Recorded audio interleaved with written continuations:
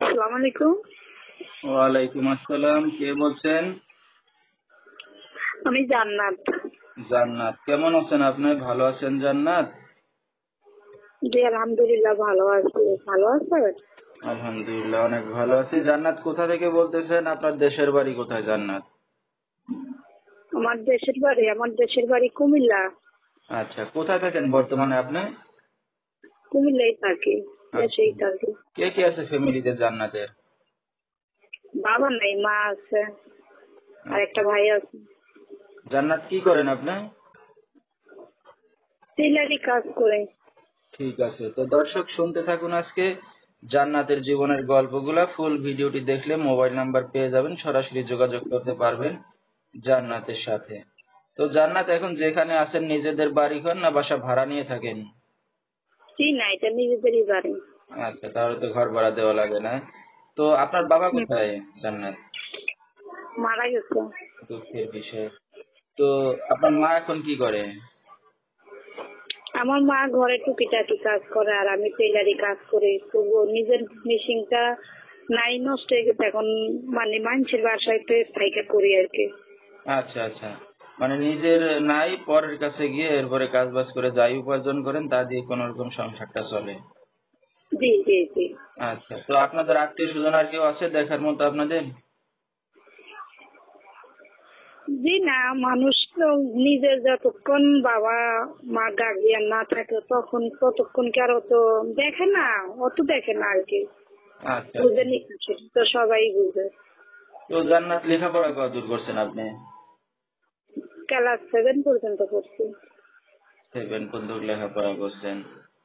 তো জান্নাত, বর্তমান আপনার ফ্যামিলির তো চলতেছে মোটামুটি আপনার কামাইয়ের উপরেই। তো আপনার বিয়ে শাদী হয়েছে কিনা? জি না, ভালো একটা পাত্র পাইলে আর কি বিয়ে শাদী করতাম। আচ্ছা, বিয়ে শাদী এখনো হয় নাই। জি না, যৌতুকের জন্য বিয়ে শাদী হয় না, গরিব মানুষ তো ভাই। আচ্ছা আচ্ছা। তো এখন এই যে মিডিয়ার সামনে আসেন, তো এখন কি বিয়ে শাদী করে যাচ্ছেন? ভালো একটা মনের মানুষ পাইলে ভালো, আমার সবকিছু জানা শোনাও যে আমার পাশে থাকবে, দায়িত্ব নিতে পারবে, সবকিছু জানা শোনা যদি আমার পাশে থাকবে, সেরকমই একটা মানুষ চাই।